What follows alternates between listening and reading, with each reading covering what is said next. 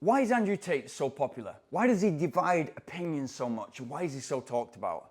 Now, I have 6 friends. My dad always taught me you should always be able to count your friend on one hand, so I'm trying to get rid of one. But there's a red thread between my friends, and they're all hyper successful in what their chosen field is, whether that's accounting or DJing or entrepreneurship or business in some way. They're all hyper successful. But the red thread between us is that we all believe in work ethic, consistency, and discipline. And we all believe that those things are far superior to talent, natural ability, and your skill set. And that's really important. And when you listen to Andrew Tate, and it came to kind of light for me maybe about 2.5, 3 years ago, and I thought, why is this person is everywhere, so it's difficult to escape, but why is he so popular? And why does he divide opinions? So I started to watch his stuff. And he talks about like seizing the day, and you know, failure is your best friend, and that you kind of like, you don't fail, you kind of win or learn, and you don't win or lose. So there's no kind of failing. And a lot of what he says is very rational and very reasonable. So it kind of draws you in with that. And then all of a sudden, he'll say something that is like, whoa, I do not agree with that. And it might be to do with women, for example, yeah? And he has a certain view on women that I definitely don't agree with. But you've got to ask yourself, and you with enough years, with enough experience, with enough wisdom, you can look at somebody, you can listen to what they say, and you can say, right, I agree with that, I agree with that, I don't agree with that, I agree with that. When you've got a younger audience, and they're much more influential, or influenced, I don't know what the word is, but when you've got that audience, that younger audience, and they're going, you know what, I agree with 80% of it, so let's kind of continue with the other 20% as well, and I'll follow you, then you get somebody like Andrew Tate, which essentially become like a cult leader. And when you've got a platform like the internet and like YouTube, and whether he's banned on YouTube, there's still millions of videos out there about him on different platforms. He's still probably the most talked about person. It definitely was in 2021. Then you've got this kind of cult following, and you've got literally 8 billion people as your target market, and a lot of them are young men. So then you've got to ask yourself, why is he so popular? And this is when I started to watch him. I wanted to know, and it's always, when I watch a YouTube video or any kind of, anything on a platform, what's more fascinating for me than the actual video is the comment section. What do people genuinely think about him, and what are those comment section? So I wanted to watch his stuff and get a detailed view. Some of my friends absolutely hated him. Some of them loved him. Some of them were like, well, some of the stuff he says is great. Some of it is weird, yeah? And so I watched him, and I kind of listened to the stuff and listened to the reasonable stuff. He's eloquent. He's a master marketeer. You cannot take that away from him. He understands on a very, very deep level that the currency of today is attention. And the more attention that he can get, the more valuable that he is, and the bigger his businesses can be, because the more he can sell. He understands attention is the currency of today. So that stuff that he leads you in with gets those people interested. So again, when I started to watch his stuff, I'm like, okay, why is this person, what gap is this person filling that so many people, especially young men, are drawn to him? And then you kind of realize it's quite sad, but it's just part and parcel of today. And this has been happening for forever, I guess, but much more frequently now. You understand that the people that are levitating towards him and are kind of listening more to his message and are kind of, you know, just wild fans of his are the people that have maybe not had a strong father figure in their life. So they've not had that kind of like, get the job done, you know, your work ethic, and that might, for me, that was my father, and that was my sports teacher. Maybe these kids and maybe these young men have not had that.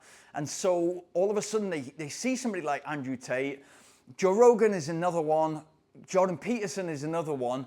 A lot of the stuff they're saying, like Jordan Peterson, when you wake up, make your bed, set the tone for the rest of the day. Who can argue with that? Like, you get so many people talking about world politics and how to solve the problem with Israel, Palestine, and yet you look at the bedroom and it's an absolute mess. They haven't kept their own house in order. They've not maybe got their finances in order, their sport life, their body is not in order, they're out of shape, yet they want to solve world political problems, social economic problems. It's like, hang on a second, let's start with you and then move on. How can you argue with that? You can't argue with that. And when you've got a clinical psychologist with a massive platform, I had a chat with a friend recently, and she said, well, these two people seem very, very unhappy. And that might be the case as well. It's often that hyper-intelligent people are very, very unhappy.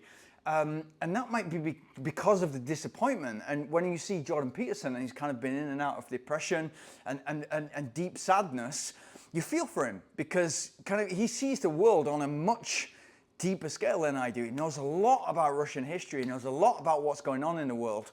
And you maybe see that when you watch Joe Rogan, it seems totally happy all the time. He's created that for himself, that he's into hunting, which, again, divides opinion, but it's a manly thing to do. He's into fighting, and he's into kind of looking after himself, and he's into spiritual growth. So all those things combined are gonna hit, he's into hallucinogenics and that kind of thing. So at some point or another, that's gonna hit an audience where you're like, oh, right, that key figure in society, I wanna follow that person and listen to him. And also with Joe Rogan, what sometimes people forget is he's a master interviewer. He has absolutely perfected that because he's naturally very, very curious. So he's asking questions that you're watching the YouTube videos and the Spotify videos, you're kind of putting yourself in the position of Joe Rogan. What would I want to ask? And he's asking those questions. So he's asking the question that the typical guy on the street would want to ask. Even when he's speaking to Elon Musk, or he's speaking to Bernie Sanders, or whoever he's speaking to, he's asking those questions. And he's open-minded enough to say, well, this is my opinion, and that's your opinion. And those are differential views, but where have we got common ground, and why do you think like that? If the world was more like that, whether you love or hate Joe Rogan, the world was more like that, where people were open-minded enough to listen to the other side. And it happens even on this micro YouTube channel, where somebody will have a different opinion, but let's get it to a point where it's like rational. It's not like, well, you think this and I think that, and therefore we hate each other and they're blocked. What's the point in that? Who gains anything from that?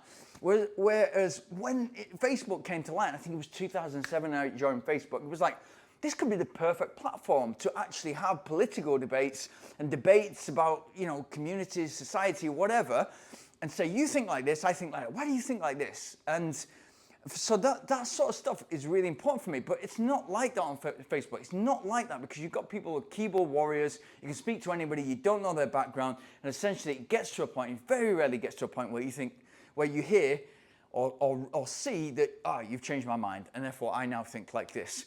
So Andrew Tate has become super influential, super powerful, and divides opinion because he's put himself in that position where he's speaking to so many young men who haven't had that in their life so far. So he's become a father figure to so many people.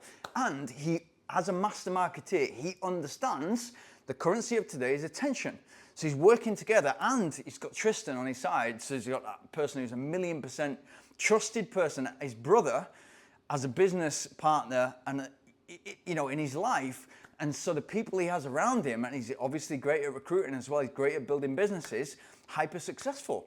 So what do I think of Andrew Tate? I think like anybody who is influential, anybody who's got a platform, I can listen to them and I can take inspiration from something to say. Everybody out there has got something that you can learn from. Everybody has got some kind of inspiration. Everybody's story is inspirational in some way, shape, or form. It's your job to kind of listen to it or get it out of them and then take what you think is useful for your life. That's simple. The stuff that you think is wild, just disregard it. But that's the powerful point. That's the important point. You've got to disregard what you think is absolute nonsense. And that's your bullshit detector. You've got to have a strong bullshit detector. Like, it's nonsense, absolute nonsense. Keep it out of my way.